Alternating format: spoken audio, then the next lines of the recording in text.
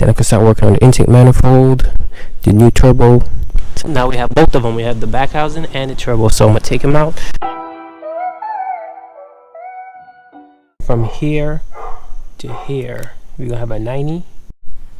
So from the front to the rail, that's gonna be about, say, 9.5 inches. From the, so I'm gonna go here. So I'm gonna go all the way down underneath, run around the rails, come up here, come over here, and then come through here into this fitting right here. So it's gonna come right here. So this side is 14 inches. For this side, it will be, say, a 90-degree bend, then go up and go straight out to the opening to the brake fitting on the side. So that'll be 14 inches. So we're getting some work in. Portional valve mounted. I have the brake, I have the fuel filter mounted. I have majority of the stuff in place. So now I'm just gonna start putting everything together and make sure it clears so I can start running the lines to make the fuel, to make the rail. That's the one thing I don't want to do it and that causes another problem later on. So yeah, so far it's looking good. I may actually just run that's the return line. I may actually run it over there also, just to get everything out of the way and just make like an A and fitting underneath the car. So that will make it look a lot cleaner.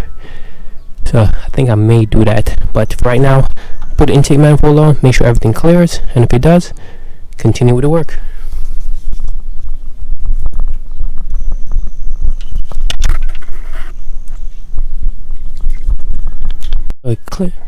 It clears by a good amount.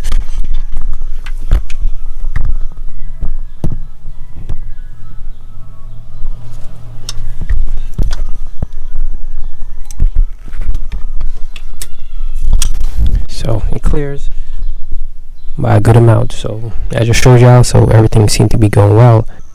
Once I know that's secured, then I'll start finding, figuring out how I'm gonna do this one to make the feed.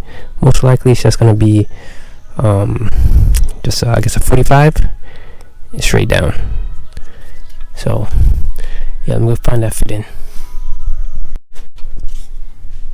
So I got most of the piping, I have most of the fuel lines figured out.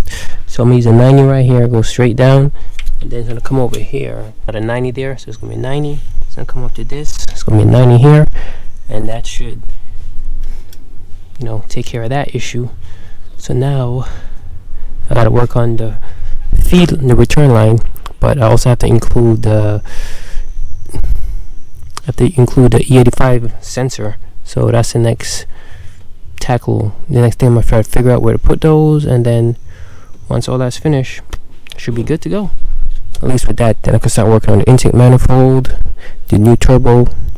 I can work on intake manifold, figure out what I'm gonna do with this, because I think I'm definitely gonna have to cut it and push it over this way somewhere. So I figured out either I'm gonna cut it here and weld it on an angle like this, so it's a little bit further out, so this thing could be straight, because as you can see it's crooked. Yes, the bracket is ugly. It's just to hold it in place so I could figure out where this was gonna go. So if I move this over, I could have more room for this, turn it up, and then I should be able to do everything else. But I think she's coming together. But apparently I see what the color scheme is going to be. It's going to be black and silver.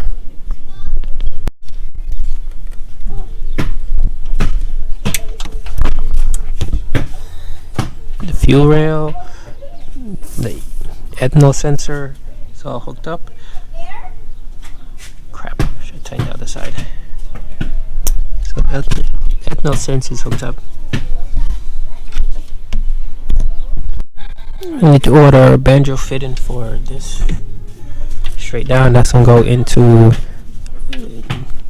the return for the ethanol sensor. So this came in, the new package is here.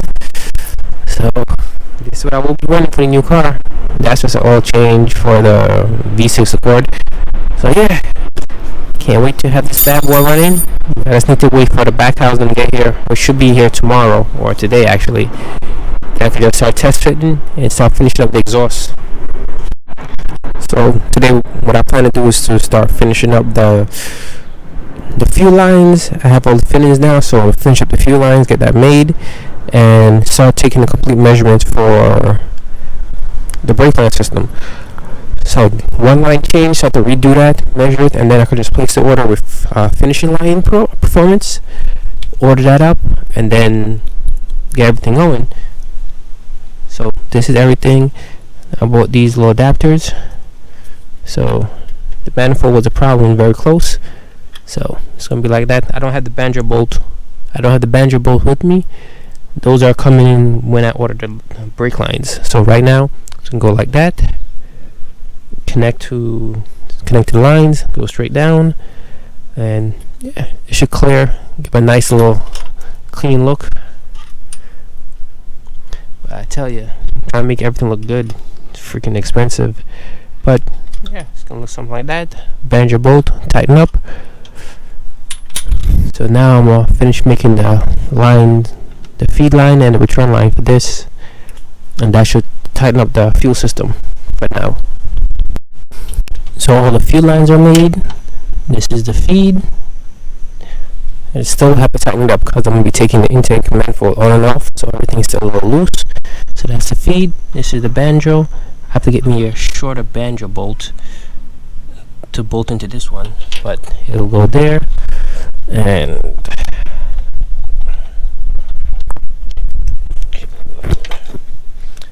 this is the line for it. I'll go right. Crap. This is line and go right there. So I made it so it has a little bit of flex in it, so that should be good. So now I just gotta take up the intake manifold, tighten up down there by the ethanol sensor. Hopefully you can see it down there somewhere, right there. Tighten that up, and then everything, all the lines over here will be tightened. The only one that has to be tightened are the banjo bolt, that one, and the one on the filter. So once that's finished, I can start working on finalizing the brakes, or the brake lines, and figure out what I want to do with this, because this is kind of ugly. So I think Hush Performance sells one, so I might end up buying their kit and just bolt me here. So now we have both of them. We have the back housing and the turbo. So I'm gonna take them out, inspect them, and try to throw them into the car.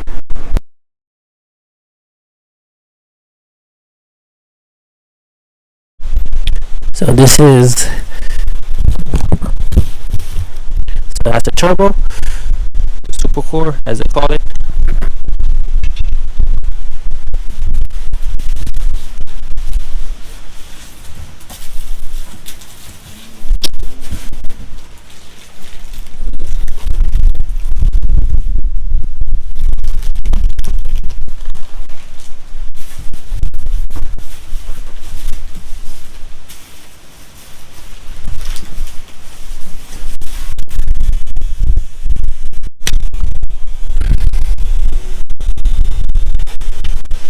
I have one of these big boy turbos. I wanted the G30, but it wasn't spending $3,000, so this was the next best thing. Now let's hope it doesn't give me too much issues putting it into the space. So this is a GBC 3700 with a T3 back housing. So oof, it looks fun.